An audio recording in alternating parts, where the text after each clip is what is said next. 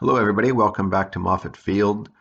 So I've been a little bit delinquent in getting out this video. It's actually from Sireblood's 2019 Bloodbath tournament back in September. I've been a little distracted by the shiny new object in the room called War Room, but taking a break, so I thought I'd crank out this video. And stay tuned at the end for a product placement from Todd's family and daughter who paint miniatures, which were some of the giveaways at the Bloodbath this year. So it's always a great time to attend Sireblood's Bloodbath. He puts a lot of effort into it, hours and hours of work, tables, sets up the venue that he has in his shop. He has to manage all the people and the pieces and the rules, and it's a lot of work, but it definitely shows because it's a high quality event. And here's the lineup from this year. I think all these people attended. Young Grasshopper, it was great to meet him. Iron Stitch from Canada as well. War Torn, G.I. Joe, it was great to see G.I. Joe again. Gargantua played a tough game. We lost to him on the second day. He and V. G.I. Joe, Hambone, of course, The Godfather, D. Troy, Corpo, 24 from up here in Northern California as well. As I mentioned, Matt Todd was there with his daughter, selling and donating units to the giveaway. It was great to meet War Pig. We saw Albert again from last year. Teflon, of course. Leatherneck, who had to bail at the last minute last year, was able to make it. A few other people. Jose and Edward, I believe those are the Fighting Filipinos. We played them the first day. Ross, Big Jim, super nice guy. Myself and my brother, and of course Jay and the host himself, Sireblood. So we'll look at day one. Some of these photos might be out of order, but I think I've got most of them right. It's been a while. I kind of forgot who played what on which days. Of course, here's Hambone hamming it up at the airport, waiting for his limo, I guess. The banner that Sireblood does that's always so cool. I think one thing people don't realize is the complexity of creating the brackets, keeping track of the points, developing a point system so that placement in the advanced rounds is fair, playing the Axis and Allies sides. So even that alone, creating that bracket and the banner, is got cut off there. The banner alone and all the bracketing itself is a huge amount of work and a lot of thought put into that. So here we're looking at the venue for day one. Again, this is Sireblood's workplace, basically his shop, and he's transforms it into a great playing area. He's went out and bought air conditioners, insulated the ceiling, just put a lot of work into it.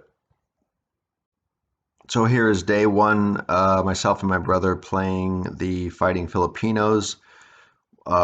We came out of that game pretty successful on day one. They were pretty beginners, so we did pretty well, but kudos to them for sticking it out and fighting hard, as their team name implies. And just some other shots from around the day. Big Jim here with Grasshopper, Corpo, Detroit, Jay, and a few other shots of some of the tables. So some shots from day two. Here's my brother and I playing Gargantua, G.I. Joe.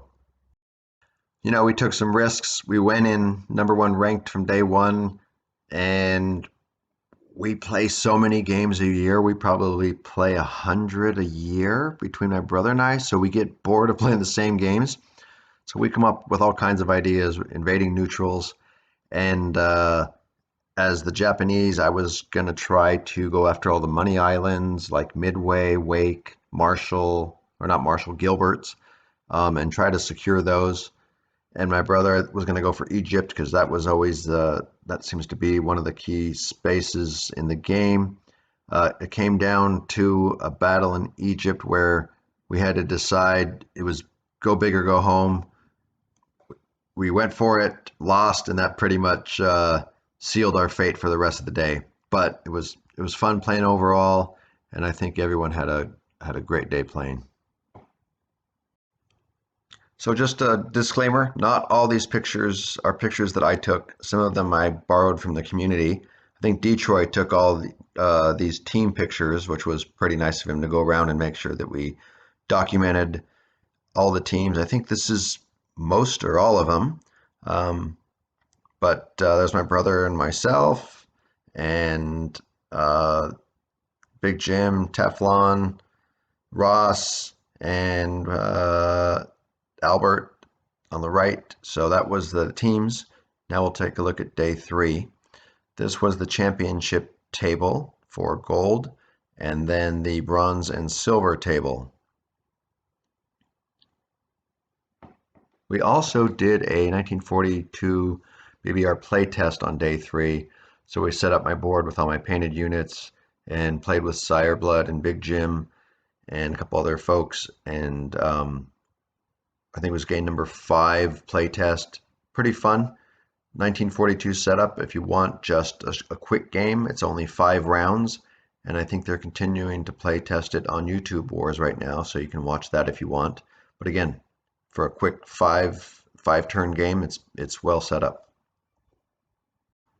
Okay, now kind of a fun part. We'll take a look at the giveaways, and the way this works is that I think depending on your points, you get a certain number of tickets, and then you can put your tickets into the cups for the things that you're interested in winning, and then Sireblood pulls out a winner for each of the gifts, and there's a big variety of giveaways and prizes.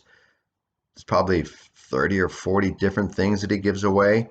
Some of it is his own stuff. Some of it's donated from Historical Board Gaming and Combat Miniatures.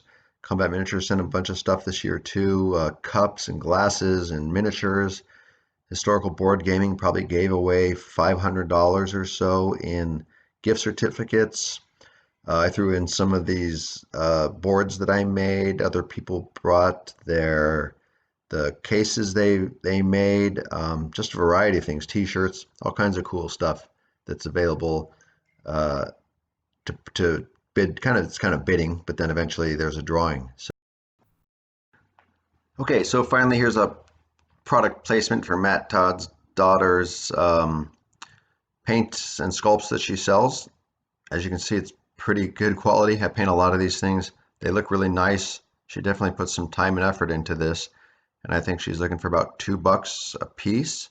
And I would imagine she'd probably custom paint some things too, if you have requests. Here's his contact information, Matt Todd. And I guess that's it until 2020. If you haven't been to the Bloodbath, I'd highly recommend it. I think it's almost at least probably half sold out for 2020. But hit up Sireblood if you want to attend.